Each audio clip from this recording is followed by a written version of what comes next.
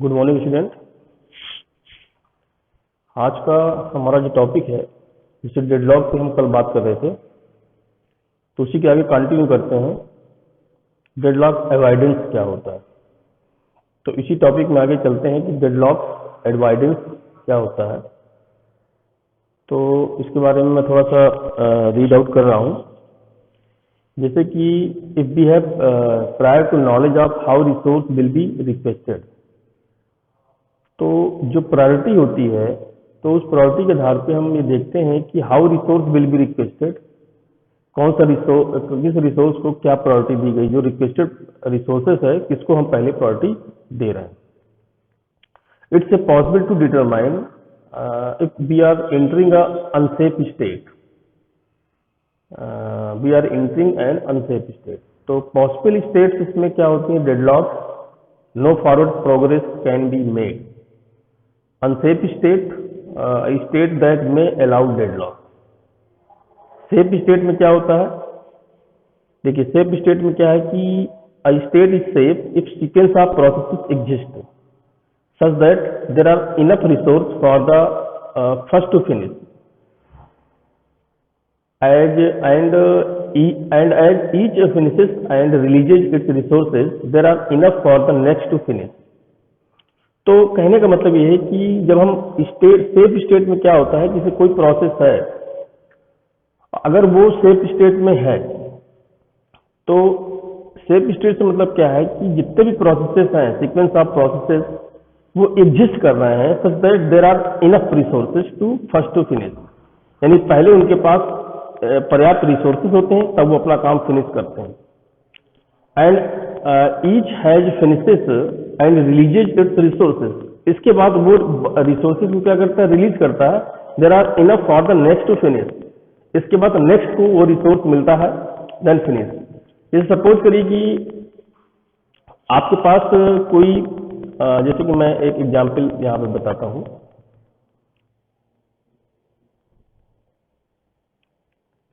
Example के through मैं आपको बता रहा हूँ, जैसे कि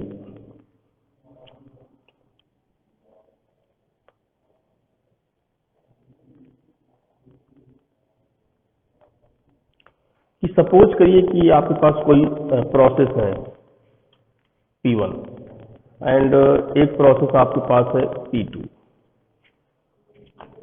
एंड एक प्रोसेस है आपके पास P3, एक प्रोसेस है आपके पास P4। ये चार प्रोसेस हैं।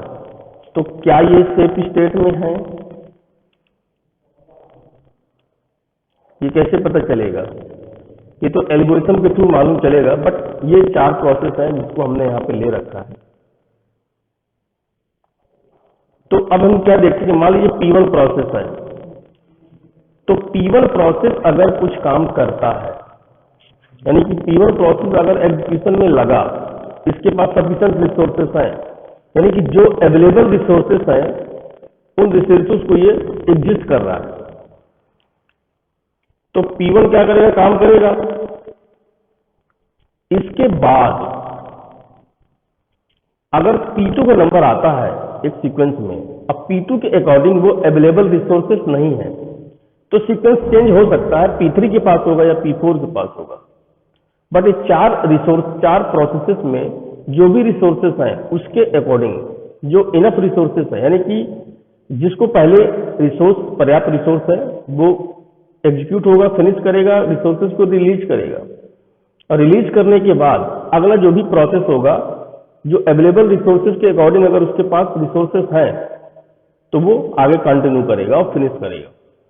ये चीजें इसमें होती। तो the rule is simple, if request allocation would cause an unsafe state, do not honour the requested that requested. यानी कि all deadlock are unsafe but all unsafe are not deadlock. यानी जितने भी डेडलॉक है वो अनसेफ स्टेट में हो सकते हैं, सभी डेडलॉक, बट सभी अनसेफ डेडलॉक नहीं हो सकते कि सभी लोग अनसेफ स्टेट में है तो डेडलॉक में चले जाएंगे, ये पॉसिबल नहीं है। पर ये पॉसिबल है कि अगर सभी लोग डेडलॉक्स में हैं तो हम उसको अनसेफ कह सकते हैं। जैसे कि इसी नियम के अकॉर्डिंग चलते हैं कि all deadlocks are unsafe, but all unsafe are not deadlock। तो देखिए अनसेफ स्टेट में अगर है तो only the luck will process avoid deadlock. Luck के साथ केवल कि हो सकता है प्रोसेस अवॉइड करे डेडलॉक। सेफ में का operating system can avoid deadlock, यहां पे क्या है ऑपरेटिंग सिस्टम ही डेडलॉक को अवॉइड करता है। तो वहां पर डेडलॉक प्रॉपर जो डेडलॉक हमारा बन सकता है, अगर ऑपरेटिंग सिस्टम डेडलॉक को अवॉइड कर रहा है तो फिर वहां डेडलॉक बनने के चांसेस नहीं है, तो वो सेफ स्टेट कहलाएगा। जैसे कि नेक्स्ट में अगर हम देखें कि let us assume a very simple model, each process declare it maximum need. प्रत्येक प्रोसेस जो है मैक्सिमम नीड्स को डिक्लेयर करता है। तो in this case algorithm exist that will ensure that no unsafe state is reached. जैसे लिखा कि there are multiple instance of the resource in these example. इसमें बहुत सारे हम मल्टीपल रिसोर्सेज को यूज करेंगे, इंस्टेंसेस के रिसोर्स के इंस्टेंसेस को यूज करेंगे। सपोज करिए कि आपके पास टोटल 12 टैब ड्राइव्स हैं, एक एग्जाम्पल यहाँ पे दिया है, 12 टैब ड्राइव है। अब current state look like this, ये प्रोसेसेस हैं आपके, ये नीड है, ये एलोकेटेड है, ये करंट नीड है। इन दिस एग्जाम्पल ये P1, P0, P2 is a workable sequence. ये वर्केबल सीक्वेंस इसने बोला, यानी कि पहले P1 लगेगा। तो P1 के पास मैक्सिमम नीड कितनी है P4, और नीड टोटल नीड कितनी है 4 है, उसको चाहिए कितना 2 चाहिए, तो 2 एलोकेट हो गया। अब P1 क्या करेगा, इस रिसोर्स को लेने के बाद रिलीज करेगा। तो जैसे रिलीज करेगा तो P0 आया, तो P0 के पास मैक्सिमम नीड कितनी है P0 पे 10 है, और करंट नीड कितनी है 5 है, एलोकेशन कितना है 5 है, तो ऑब्वियसली आपका 5 इसको मिल जाएगा। P2 के पास क्या है 9, टोटल मैक्सिमम नीड ये है, एलोकेशन कितना है 2 है, करंट नीड कितनी है 7 है, तो 7 इसको भी मिल जाएगा क्योंकि ये इसको एग्जिस्ट कर रहा है। देखिए suppose P2 request and is given 1 और मोर टेप ड्राइव। P2 जो है एक से ज्यादा टेप ड्राइव की डिमांड कर रहा है, तब क्या कंडीशन हो सकती है। तो देखिए डेडलॉक अवॉइडेंस में सेफ्टी एल्गोरिथम मेन एल्गोरिथम होती है जिसको हमको समझना है। तो this method use to determine a particular state is safe, कि पर्टिकुलर स्टेट आपकी सेफ है कि नहीं है। It's safe if there exists a sequence of processes such that for all the processes there is a way to avoid the deadlock। तो algorithm को use करने के वेरिएबल्स क्या क्या होते हैं, इसमें लिखा है कि नीड। तो नीड आई का मतलब है कि the remaining resources need of each process, और वर्क का मतलब है कि टेम्परेरी वेरिएबल हमने यहां ले रखा है work, how many of resources are currently available, कितने करेंटली अवेलेबल रिसोर्सेज आपके पास हैं, ये वर्क में आपका आएगा। फिनिश का मतलब है कि flag for each process showing we are analyse that process or not. तो नीड इक्वल टू क्या है, नीड जो है हमेशा इक्वल होता है अवेलेबल प्लस एलोकेटेड से कम होगा या उसके बराबर होगा। तो वर्क और फिनिश एक वेक्टर है, vector of length m and n respectively, यानी कि 2 वेक्टर हम ले रखे हैं यहाँ पे, एक वर्क ले रखा है, एक फिनिश ले रखा है। तो देखिए इनिशियलाइज वर्क में हम क्या करें, इसको अवेलेबल के बराबर कर देते हैं कि अवेलेबल रिसोर्स हमारे पास इतना है, अब वर्क आप करें या ना करें। फिर इनिशियलाइज फिनिश में हम लिखते हैं false, but I equal to यहाँ पे क्या है 1 2 3 एंड सो ऑन n हो सकता है। तो अगर i such that finish i equal to false है और नीड आपका क्या है, नीड इक्वल टू वर्क या less than equal to work. If no such i exist go to step 4। अगर आई इसमें एग्जिस्ट नहीं करता तो हम 4 स्टेप में जाएंगे, देखेंगे कि आई हमारा ट्रू है कि नहीं सभी आई के लिए। हाँ हमारा फिनिश जो है ट्रू है, then the system in safe state, system आपका सेफ स्टेट में चला जाएगा, अदरवाइज वो अनसेफ स्टेट में रहेगा। फिर 3 स्टेप में क्या है कि वर्क जो है वर्क प्लस एलोकेशन, और फिनिश हमारा 2 के बराबर है। तो अगर ऐसा है तो गो टू स्टेप 2, हम 2 में फिर जाएंगे। दूसरी बात यह कि नीड हमेशा मैक्स माइनस एलोकेशन होता है। तो डू दिस एग्जाम्पल, जो नीड होती है वो एलोकेटेड में कैन बी रिक्वेस्टेड, हम इसको ऐड कर देते हैं। तो consider a system with 5 process P0, P4, 3 resource type ABC. Type A has 10 instances. Yes. B 5 instances. C 7 instances. At a time T0 by the following snapshot of the system is taken. ये एक snapshot बना हुआ है, पूछ रहा है is the system is safe state. तो देखिए इसमें जो अवेलेबल है हमारे पास वो 332 है, प्रोसेस है ये। तो देखो 0 1 0 एंड 7 4 यानी एलोकेशन का डायग्राम बना है, और ये आपका रिक्वेस्ट का बना हुआ है कि ये रिक्वेस्ट है और ये एलोकेट किया गया है इतना, और हमारे पास अवेलेबल इतना है। तो आइए चलते हैं। तो देखिए now try to it again, only a slide change in the requested by P1। देखिए P1 में क्या है, ये 3 है और ये, तो A यहां पर 1 दिया हुआ है, C दिया है 0, ये अवेलेबल है, और एलोकेट कितना है 3 और 2 यानी 302। तो P1 request 1 additional resource type A and 2 more of type C। तो रिक्वेस्ट कितनी है 102 की। तो if request 1 is less than available, ये कंडीशन लागू होनी चाहिए कि जो आपकी रिक्वेस्ट है, क्योंकि 1 मतलब P1, ये रिक्वेस्ट अवेलेबल से कम होना चाहिए। तो क्या 102 इससे कम है?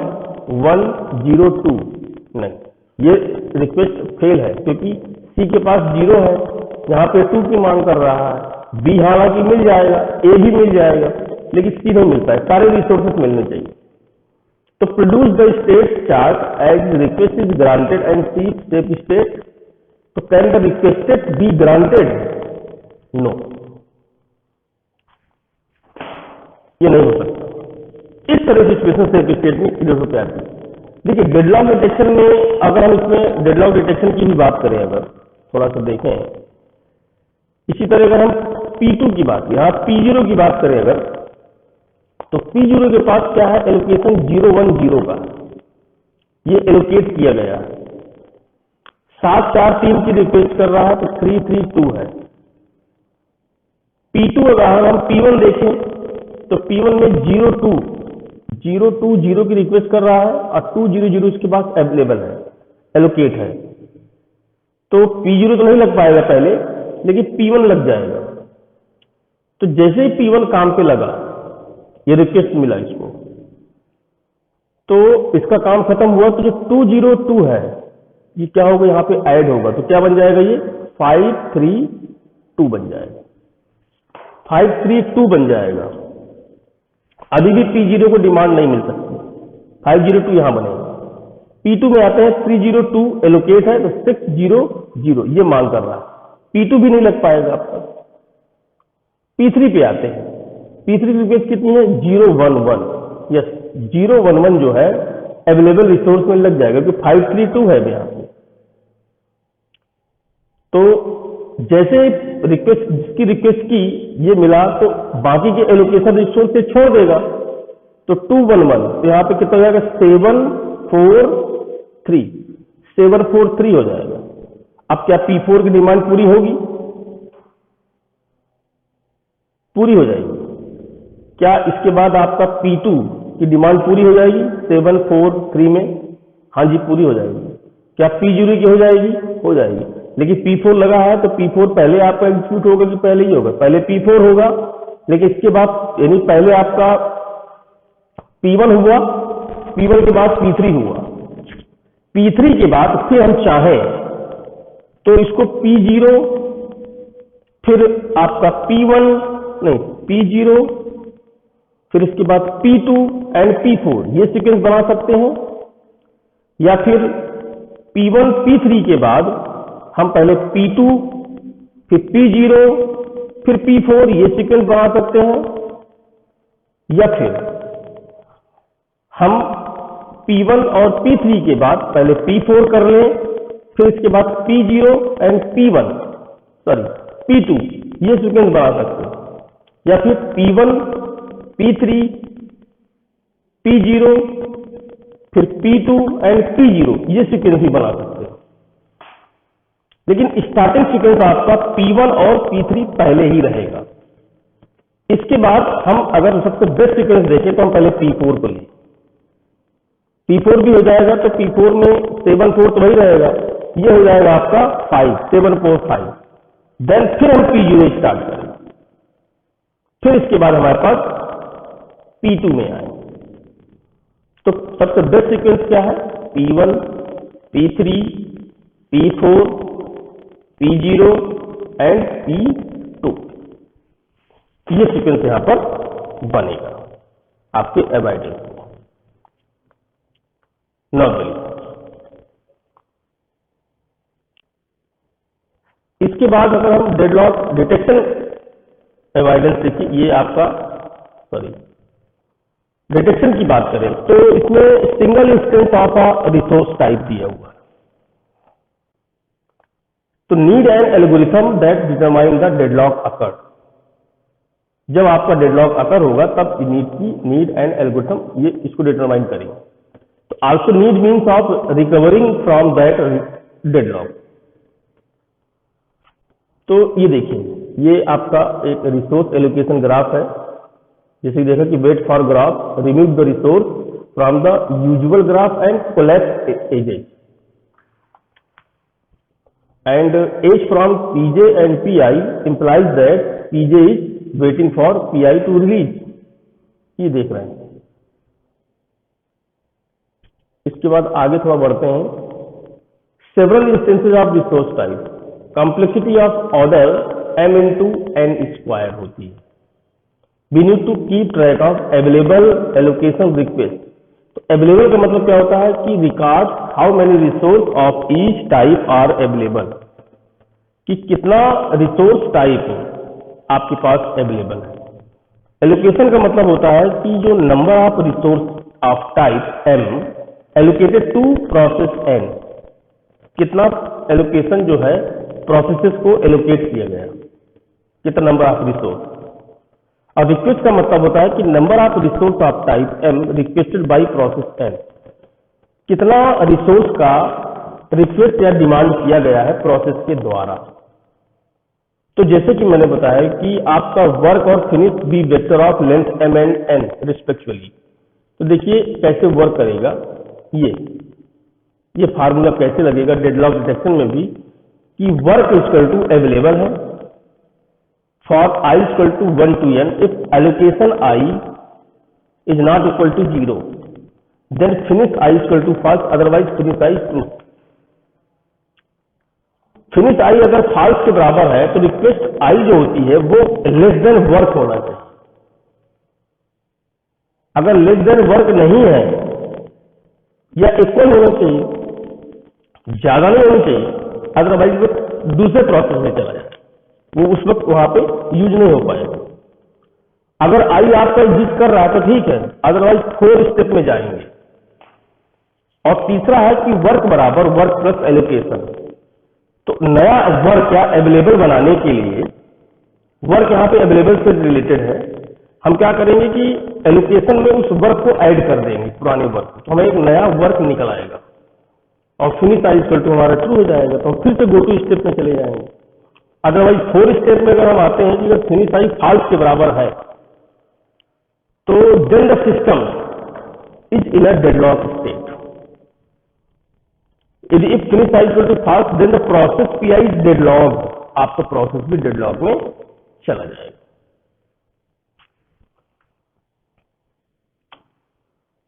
जैसे कि एग्जाम्पल है कि आपके पास 3 रिसोर्सेस हैं ABC, A के पास 7 है, B के पास 2 है, C के पास 6 है। At this time allocation look like this. Same वही प्रोसेस, वही एग्जाम्पल दिया, यानी अवेलेबल रिसोर्स सब 0 0 है। एलोकेशन कितना दिया हुआ है प्रोसेस का, रिक्वेस्टेड कितनी है। तो क्या is there a sequence that will allow deadlock to be avoid, या is there more than one sequence that will work. तो देखिए अगर हम बात करें कि suppose the request matrix is change like this. In other words, the maximum amount of to be allocated initially declared to so that this request matrix result. तो केवल अगर हम गौर से देखें तो P2 को देखें, अगर ये 1 है तो frequency of check depend how usually deadlock occur and how many process will be affected. तो ये हम 1 by 1 चेक करेंगे कि P0 कोई रिक्वेस्ट नहीं कर रहा है और अवेलेबल भी आपको कुछ नहीं, तो जैसे P0 का काम खत्म करेगा वो जाके अवेलेबल में जुड़ेगा, यानी कि वर्क में जुड़ेगा, तो हो जाएगा 0 1 0। और जैसे P1 पे आते हैं ये अवेलेबल रिसोर्स से ज्यादा है, कम नहीं है, तो हम P2 में स्विच करेंगे। P2 में देखते हैं तो P2 भी हमारा अवेलेबल नहीं है, तो हम किस में जाएंगे? P3 में जाएंगे। P3 भी नहीं है और P4 भी नहीं है, यानी कि ये रिसोर्स की कोई भी रिक्वायरमेंट पूरी नहीं कर सकता है, तो ये चला जाएगा आपका डेडलॉक में, ये आपका डेडलॉक में चला जाएगा। तो so that deadlock has occurred, deadlock now how do be the resource back and gain forward progress. Deadlock recovery कैसे करेंगे? तो प्रोसेस टर्मिनेशन, तो could delete the all the process in deadlock, this is expensive, delete one of at a time until deadlock is broken, time consuming है, तब तक आप deadlock को तब तक आप डिलीट करते रहे जब तक आपको डेडलॉक टूट नहीं जाता, ब्रेक नहीं हो जाता। Who is terminated based on the priority, कौन टर्मिनेट होगा? प्रायोरिटी के आधार पे होगा। Time executed, time to completion, need for completion and death of roll back. तो it's easier of print of the resources than to terminate the process, यानी कि हम प्रोसेस को प्रियम्प्ट करें या उसको टर्मिनेट करें, तभी हम डेडलॉक से बच सकते हैं इस कंडीशन में। तो रिसोर्स प्रियम्पशन में क्या है कि हम केवल उसी विक्टिम को पता करें कि which process and which resource to preempt, कि कौन सा प्रोसेस कौन सा रिसोर्स प्रियम्प्ट हो सकता है। Roll back to previously defined state state, और हम उस प्रोसेस को प्रियम्प्ट न करें जो प्रोसेस ऑलरेडी रनिंग में लगा हुआ है। हम उन्हीं प्रोसेस को प्रियम्प्ट करें जो प्रोसेस बहुत लंबे समय से वेट कर रहा है या किसी के पास रिसोर्स पड़ा है, उस रिसोर्स की वजह से आपका एग्जीक्यूटिंग जो प्रोग्राम प्रोसेस है वो इफेक्ट हो रहा है, तो हम उसको टर्मिनेट कर दें या उसको हम प्रियम्प्ट कर दें। फिर कह रहा prevent one process from always being the one preempted, यानी स्टारवेशन पे है उसको हम करें। हम किसी रनिंग प्रोसेस को प्रियम्प्ट नहीं कर सकते रिकवरी के लिए। तो combined approach to deadlock handling, तो टाइप ऑफ रिसोर्स में dictate best deadlock handling, look at age of implementation and effect on performance. In other word there is no one best technique. Causes include तो preemption for memory and reallocation for swap space, avoidance for device, ये सारी चीजें यहां पर। तो swap space use कर सकते हैं, प्रियम्पशन फॉर मेमोरी के लिए प्रियम्पशन कर सकते हैं। तो combined approach to deadlock handling, तो हम इस डेडलॉक को हैंडल कर सकते हैं।